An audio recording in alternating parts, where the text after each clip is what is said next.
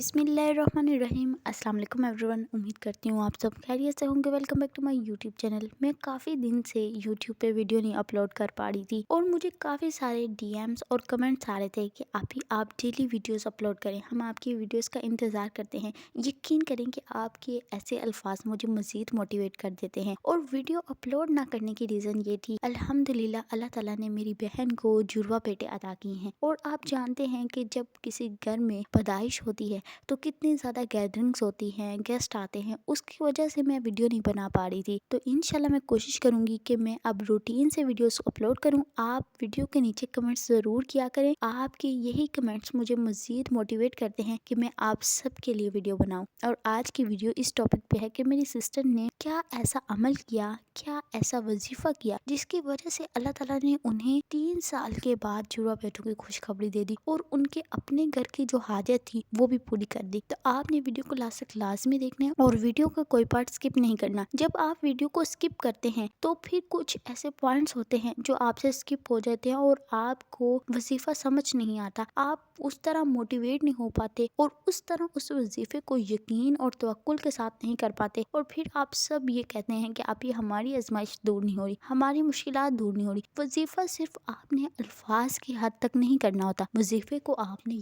यकीन के साथ तवक्कुल के साथ करना होता है। यकीन करें कि आपका यकीन ही आपके अमाल को कबूलियत तक पहुंचाता है, आपका तवक्कुल ही आपको कामयाबी दिलवाता है। मेरे बहुत से बहन भाई परेशान हैं, उनकी ऐसी हाजात हैं, ऐसी दुआएं हैं जो उनको नामुमकिन लग रही हैं, उनके ऊपर से बंद दरवाजे नहीं खुल रहे, उनकी मायूसी उम्मीद में नहीं बदल रही। और कुछ तो मेरे बहन भाई ऐसे हैं जो काफी अरसे से अल्लाह ताला से औलाद के लिए दुआ करें, लेकिन अल्लाह ताला ने अभी उनको औलाद की नेमत से नहीं नवाजा। तो यकीन करें कि आज की वीडियो आप सब लोगों के लिए है। आपकी कोई भी हाजत है, आपकी जितनी बड़ी मुश्किल है, अगर आपने इस सूरा को यकीन के साथ तवक्कुल के साथ पढ़ लिया तो मैं आपको गारंटी देती हूँ कि आपकी किस्मत बदल जाएगी, आपकी जिंदगियां बदल जाएंगी और अल्लाह ताला आपको ऐसे नवाजेंगे कि आप खुद हैरान हो जाएंगे। और सूरा मोहम्मद एक ऐसी सूरा है जिसको आप जितना कंसिस्टेंटली पढ़ते रहेंगे आपका ईमान मजबूत होता रहेगा, आपका दिल सुकून से बढ़ता चले जाएगा और आप अल्लाह पर कामिल भरोसा करना सीख लेंगे। और इस सूरा में ही अल्लाह ताला फरमाते हैं, वो लोग जो ईमान लाए और नेक अमल किए, अल्लाह इनकी बुराइयां मिटा देता है और उनके हालात दुरुस्त फरमा देता है। अब मुझे इस सवाल का जवाब दें कि जब अल्लाह ताला ने खुद हालात को संवारने का वादा कर लिया है तो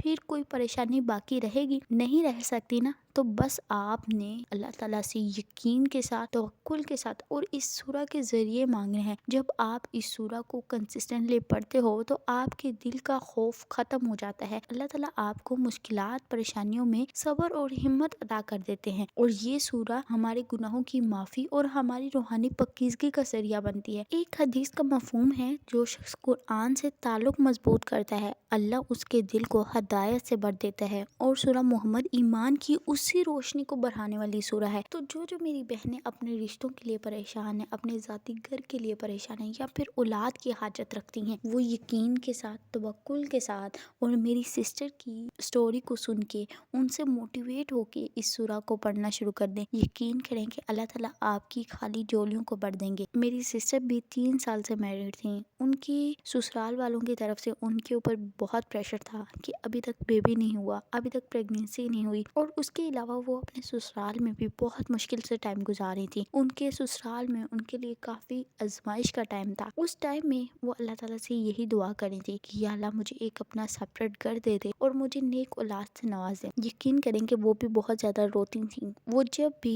अपने हस्बैंड से सेपरेट घर की बात करती, उनकी हर बार अपने हस्बैंड से इस बात पे लड़ाई हो जाती और इसी पे उनकी डिस्कशन खत्म हो जाती। और फिर एक दिन ऐसे ही उनके सामने सूरा मोहम्मद की मेडिकल स्टोरी आई और उन्होंने उस स्टोरी को सुनने के बाद नियत कर ली, मन्नत मान ली और सूरा मोहम्मद को पढ़ना शुरू कर दिया। और यकीन करें कि विदिन अ वीक उनकी प्रेगनेंसी शो हो गई और उनके हस्बैंड सेपरेट घर के लिए भी मान गए और ये मोजेज़ात उनकी ज़िंदगी में सिर्फ सूरह मोहम्मद पढ़ने से हुए। तो अब मैं आपके साथ शेयर करती हूँ कि आपने सूरह मोहम्मद को किस तरह पढ़ना है। तो आपने सबसे पहले मन्नत मान लेनी, नियत कर लेनी है कि आप 7 दिन के लिए, 11 दिन के लिए या फिर किस दिन के लिए कंसिस्टेंटली सूरह मोहम्मद को पढ़ेंगे। और आपने इसको पढ़ना इस तरह है कि आपने किसी भी फर्ज नमाज के बाद या फिर वैसे ही किसी टाइम में आपने सूरह मोहम्मद को पढ़ना शुरू कर देना है। तो आपने पढ़ना इस तरह है कि आपने सबसे पहले 7 बार दरूद इब्राहिमी पढ़ना है और उसके बाद आपने दुआ मांगनी है और दुआ मांगने के बाद आपने सूरह मोहम्मद को पढ़ना स्टार्ट कर देना है। और सूरह मोहम्मद की फिगर को आप 3 बार, 11 बार, 7 बार या फिर 21 बार भी पढ़ सकते हैं। अब ये आपने अपने रूटीन के मुताबिक देख लेना है, अपने शेड्यूल के मुताबिक देख लेना है। कुछ मेरी बहनों के पास ज्यादा टाइम होता है तो वो ज्यादा बार पढ़ सकती हैं। कुछ मेरी बहनें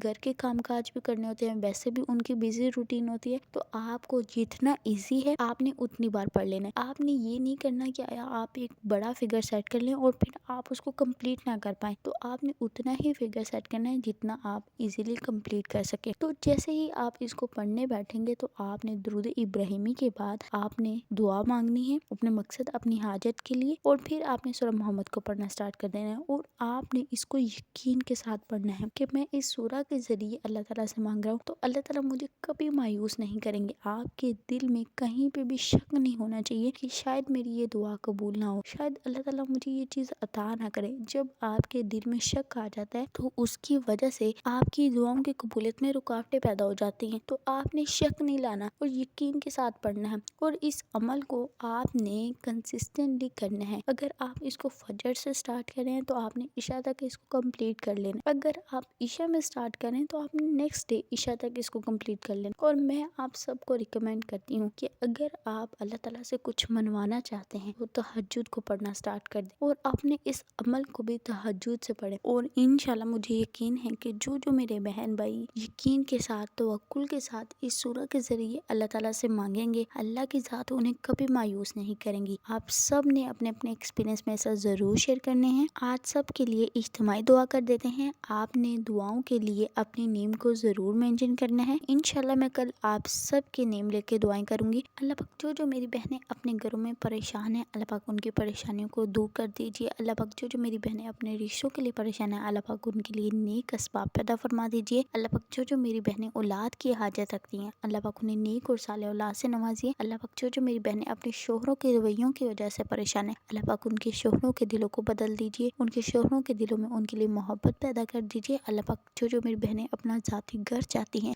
अल्लाह पाक उन्हें अपना ज़ाती घर अता कर दीजिए। अल्लाह पाक हम सब के वालिदैन को सेहत तंदुरुस्ती वाली ज़िंदगी अता फरमाइए। आमीन सुम्मा आमीन। नेक्स्ट वीडियो तक स्टे ट्यून्ड, स्टे ब्लेस्ड। अल्लाह हाफिज़।